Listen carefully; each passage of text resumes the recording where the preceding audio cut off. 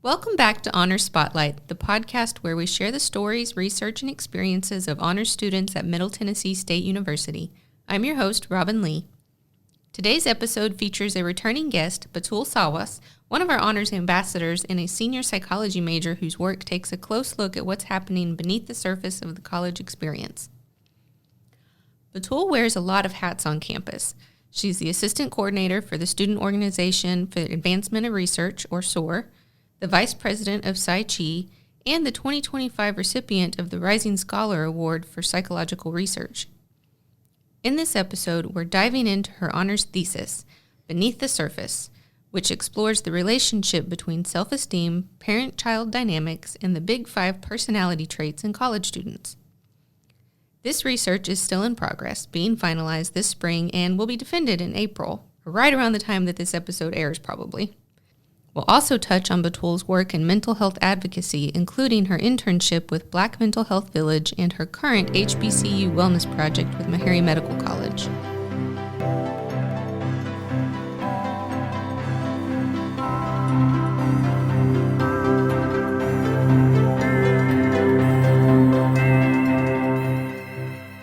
Batoul, welcome back to Honor Spotlight. Thank you so much. I'm happy to be here. For our listeners who may not know you yet, you're a senior psychology major with an impressive range of leadership roles. What first drew you to psychology? So I remember I was in high school and I was actually at the time very interested in history. And I had a health education class, I believe, and we had a project we were working on. And I was assigned the topic of post-traumatic stress disorder. And it was very interesting to me because I was interested in history, so I really wanted to learn the historical parts of it. If you're not familiar with post-traumatic stress disorder, it's a disorder that usually happens to individuals who went through adverse experiences, including war or poverty and other experiences. And what happens in that disorder in many times is that there is a certain trigger, maybe a sound or a smell or something that someone sees, and it reminds them of a painful experience, and it hinders their well-being, daily life and functions. And then I started learning more about psychology and took a college dual enrollment psychology class, and I became more interested in psychology, and I said, that's my path. That's what I want to learn more about. I think it's a very fascinating subject. I mean, just exploring the minds and how people think and what makes them think the way they do. And it's very interesting. And you speak multiple languages. I know you said you were fluent in Arabic and English, but you also speak Spanish and Turkish. How has being multilingual shaped the way you understand people, communication, and relationships? I think it's definitely very important for that. When you speak multiple languages, you are also introduced to multiple cultures. You become more open-minded to learn about others. That changes the way that you perceive life and changes your identity as well. I think it also makes it easier to make friendships because you're knowledgeable and can connect easier with people from different cultures. It's a bridge to connecting and fostering relationships and connections that can grow beyond certain contexts. And I'm sure having a background with multiple cultures and just being able to explore multiple cultures gives you a different outlook on psychology in general. For sure, yeah. So now that we have a sense of your background, let's talk about how you've translated those interests into campus leadership. You're the assistant coordinator for SOAR and the vice president of Psy-Chi. What do those roles actually look like day to day, and how do they allow you to support other student researchers? Yeah, so as a Ready to SOAR coordinator, I work with Blackman High School students, and I mentor them in their research. They're doing really interesting research projects for their level, just assist them in finding a research question till designing a poster. So it's a very interesting role. At times, in the fall, we're more busy with them and we meet with them weekly to bi-weekly. And we offer workshops, like poster presentation workshops, tips on how they present a poster, etc., but also one-on-one sessions to tutor and mentor them through the entire research process. As the vice president of Psychology Club, we have many interesting events. If you're not familiar with Psychi, it's the International Society of Psychology. Have I been saying that wrong? I said Psychi. It's Psychi. It is. We do pronounce it Psychi. Good to know. Yeah, for sure. But yes, so we actually lead both the Psychi and the Psychology Club meetings together. So I'm the vice president of both. Something I was very excited about this semester was, for example, the symposium, where we designed and facilitated a symposium of faculty across the fields of psychology, and they were discussing their different perspectives about questions we asked, and students had the floor to ask any questions they had and explore their interest further in psychology. So that was very fascinating. So even though you're too nice to correct my pronunciation, this year you're also serving as an honors ambassador. So what does that role mean to you, and how do you hope to represent the Honors College? Yeah, this role really means a lot to me because the Honors College have been a very significant part of my college experience. Being able to take honors classes and connect with honors professors better have been very significant to me. So I really appreciate the opportunity to give back. So I hope that I'm presenting the Honors College well through embodying its values, especially for me, connection and engagement. So for example, this semester I'm hoping to facilitate an event where students can connect with honors faculty and other honors students through an event hosted by the Honors College, where we can chat or play games, but also connect with one another and learn more about one another. And last year, you received the Rising Scholar Award for Psychological Research. What did that recognition mean to you, both personally and academically?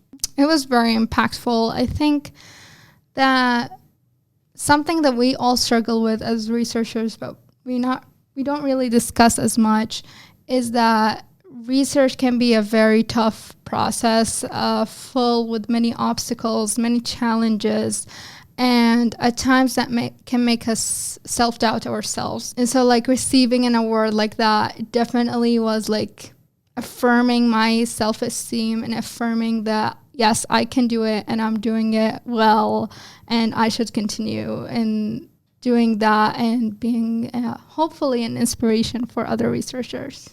And is there a particular mentor, course, or research experience that inspired you to think and kind of shaped how you think as a researcher? So we have the psychology department website where you can see all of the faculty's interests. And Dr. James Lovelace's research really caught my eye. His research focuses currently on many things, but one of it is like cardiovascular disease and students' perceptions about their health. I emailed him and connected with him to set up an appointment. And he ended up giving me the opportunity to work in his lab. And that was a very incredible experience because I learned from him important critical thinking skills, how to apply certain things that we're reading about in the literature to our lab. I remember like reading a study that was done in Turkey and applying it to the work that we are doing in the lab. And like, how can we apply concepts and learn from others across different cultures, across different boundaries, in order to understand how we can best and effectively research a topic. So that was a very inspiring experience to me, and I'm very grateful for him. And I think that led to your thesis work. So your honors thesis is focused on self-esteem, parent-child relationships, and the Big Five personality traits in college students. For listeners who may not be familiar, what are the Big Five, and what sparked your interest in studying these connections together? Yes. So the Big Five personality traits are extroversion, agreeableness, openness, conscientiousness, and narcissism. So if you're not familiar with that, openness is like openness to new experiences, new connections, new relationships. Conscientiousness is being committed and hardworking. Extroversion is being open to relationships and being sociable. Agreeableness is being kind and having positive social connections. And narcissism is lack of emotional stability. So a lot of negative mood, anxiety, sadness, those kind of emotions, not being able to regulate emotions well at times as well. So my thesis was my chance to explore any topic I wanted to personally explore, but maybe did not have the chance to because I did not find someone that had a directly similar topic as that, and also to investigate a topic that is very under-researched. And I also am very interested in parenting and parent-child relationships, and self-esteem have caught my eye as a very consistent issue in college students. And the idea in my mind was there must be a way that all of those things connect with each other. There must be a way that makes all of those things related, because we know parenting can impact so many factors. It's a very significant environmental factor that has a significant impact on all of our life. So there must be a way that we can take some certain preventive measure in order to have some things consistent beyond that. Ultimately, how do you hope this research helps college students better understand themselves or their relationships? Yeah, so I'm not done with the project yet, but I do hope that college students can take away in the future, if they were to become parents, to pay attention to how they're parenting their children. We tested so many characteristics of parenting, such as structure, autonomy, support. Make sure that they're parenting their children with a certain structure and providing them with some space for independence, because that is very important for their children's self-esteem and also for their children's positive personality traits like extroversion and conscientiousness. The Rosenberg self-esteem assessment, if you did not participate in my study, is available, so you can take that assessment and test your self-esteem. And discuss with a counselor if you need help to have a better self-esteem, or if you're struggling with a certain personality trait and you would like to change that part about yourself. Although those things are impacted by one another, that's not always a negative thing. Sometimes it's positive. Maybe if you were to better one area of those things, the other area will also improve as well. And beyond your thesis, you've also been deeply involved in mental health advocacy. You interned with Black Mental Health Village. What did that experience teach you about mental health advocacy, especially in underrepresented communities? That was a very impactful experience because we always talk about underrepresented communities having significantly unmet mental health needs, underrepresented communities not having adequate resources. But not many of us get the chance to experience that in real life. I conducted, for example, weekly calls with elderly caregivers who are a very underrepresented group because they're generally grandparents who already raised their children, but for some reason now they also have to raise their grandchildren or their grandchildren in some cases. And that can be a very tiring aspect in life, both physically and mentally on them. I learned a lot about their daily struggles, about the idea of meeting communities where they are. I think we always tend to think of, okay, I'm doing this research study, I'm doing this event, why isn't anybody coming? And we don't really tend to think about where the community is at the moment. For example, I had a call, I can't forget that call, with a caregiver who said, you're providing this resource, we were providing a workshop to help caregivers plan in case of a death about their finances, what's going to happen to their grandchildren after that. And the caregiver said to me, I can't drive because I don't have the money to afford the gas to get there. And then that kind of struck me like, oh, we have to meet communities where they are and offer them resources that they can access best. So, for example, for her, virtual options were very helpful. Or for certain communities, for the elderly, they really struggle with virtual options. So maybe connecting her, we had some gas tickets where we can give them stipends to pay for their gas money and get there. So those were very helpful. So that is something significant that I learned. That is really good feedback. because there are a lot of times people, when they are planning events, they don't think about things like that. So that is very helpful.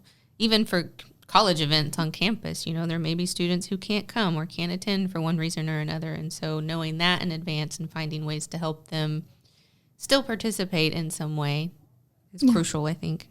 You're now working on an HBCU wellness project with Meharry Medical College that looks at depression in disproportionately impacted populations. What has stood out to you so far? Mm-hmm. So the project, for those who are not familiar with that, is that I administered a psychoeducational intervention online, which is basically a session talking about depression, risk factors, coping methods, and preventive measures, virtually with a counselor from the Metro Public Health Department. And so behavioral health specifically, the Department of Behavioral Health. And the counselor talked about that session, and students had a pretest that assessed their attitudes toward seeking treatment for depression or seeking preventive measures for depression, and then assessing the same attitudes again after the session and see if the session changed anything. So something that was very interesting to me is that the change in attitudes was 7%. So changes in attitudes towards seeking care had a 7% increase in positive attitudes. What was even more interesting is that you would expect that I tested in a previous project anxiety, and the changes in attitudes were higher than the changes in knowledge. So you would expect that changes in knowledge are easier than changes in attitudes, but in this particular instance, the changes that were observed in attitudes for depression were higher than those observed in knowledge for anxiety, because we also compared certain questions, and we found about a 26% overall increase in attitudes positively. And so that was much higher than those observed for anxiety, which was about 20%. So I think that was a very interesting finding. Why do you think that attitude was higher than knowledge? When you get a chance to hear about certain things, maybe you're more drawn to, maybe you don't remember exactly everything you learned, but certain things might pop out to you. So for example, we talked about the importance of exercise, the importance of having a healthy diet as a preventive measure for depression. So that might be a very surprising fact for many people, right? Many people don't really think about that part. They think about the emotional things that they can do. I kind of think of it, based on the way that you've described it, is more, you can read a book about how to do something all day long, but until you actually physically hands-on attempt it, you're not really retaining anything, or you're not retaining as much of it, what you should. And I kind of wonder if maybe that plays in a little bit, is that the attitude is more of that hands-on experience, whereas the knowledge part was just, let's put a bunch of information in your face and see what helps. Maybe, yes. That might be a possibility. From your perspective, are colleges doing enough to support student mental health, particularly for students from diverse backgrounds? Yes, so I think MTSU in particular has very impactful programs. For example, we have the Counseling Services Center. We have multiple sessions that are going on weekly or bi-weekly, I don't quite remember. We also have some psychoeducational sessions going around every semester or every year by graduate students, educating about coping mechanisms, educating about perceptions, and other things that might be impactful in your daily life. And so I think those are particularly helpful. I don't think that it's the presence of resources that is the issue. I think it's the access of resources that is the issue. Many college students are either not aware of resources, or maybe they need more sessions with the counseling center. Either they can't access it or they're hesitant to seek care. Research has found in some instances that college students, or in general, people who are seeking care, would like to see someone who represents them in the healthcare setting, who they can trust will understand them and their cultural context. I think we already have some, but we can add more of. And also some sessions for certain things that college students struggle with specifically, like coping mechanisms, time management, balance in general, psychological well-being in general, self-esteem, certain personality traits that college students may be struggling with. I know of another service they have. They have the Let's Talk service, and that's if you just need to talk, like it's not like counseling, or you just want to try the experience for the first time. You can go to Let's Talk, and it's in Student Union Room 216. And it's a service available Monday to Friday, 2 to 4 p.m. And you can go to the counseling services website. It's counseling.mtsu.edu/services. And then you can learn more about it. And it's called Let's Talk. That'll be very helpful. I think a lot of students would be interested in that. As we all know, college can be overwhelming sometimes. So based on both your research and your lived experience, what coping strategies actually work for managing anxiety as a student? Or at least that you would recommend for those who want to manage their anxiety? I know this might be surprising to some, but it's have been found that those with higher levels of anxiety tend to exercise less. And those with higher levels of anxiety tend to have lower levels of vitamin B12. And vitamin B12 can be found in a lot of fish, for example, or eggs. Or you can take vitamin supplements if you're not interested in any of those types of food. I actually went and I got tested. You can test your vitamin B12 levels in a doctor's appointment. You can request that. And my vitamin B12 were low. So my doctor actually requested that I take certain medication. So you might actually need certain medication to bump your B12 up. And so that's have actually helped me a lot. So taking my B12 supplements and also exercising. So running personally really helps me when I'm nervous about something.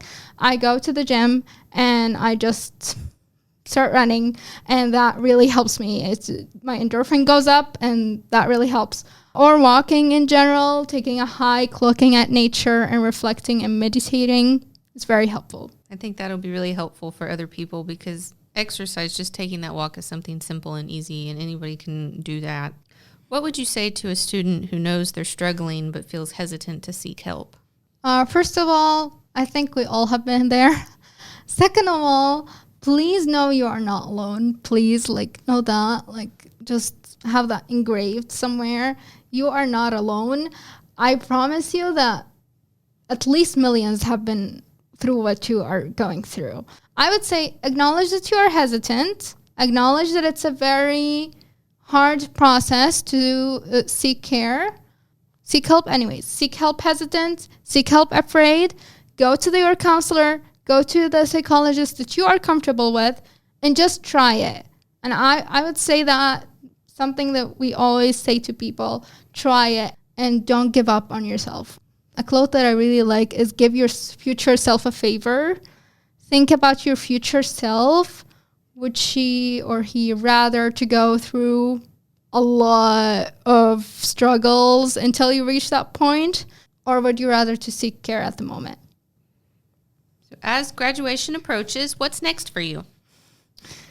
Yeah, so I am currently very interested in pursuing graduate school. So I have applied to PhD clinical psychology programs, and I hope to pursue my education in that.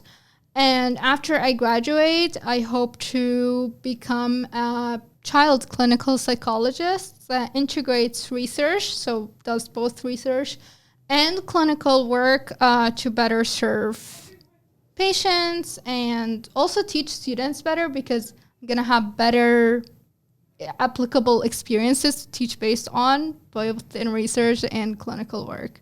So that's my ultimate goal. Okay. So if you can leave listeners with one takeaway, either about mental health, resilience, or just the student experience overall, what would it be? I think all of it is summed up in a quote that I really love. It is, enjoy being in the process of becoming. That would be my ultimate advice. If you fall, okay, I fell. Process that and then bounce up stronger. Enjoy the moment. Enjoy where you are.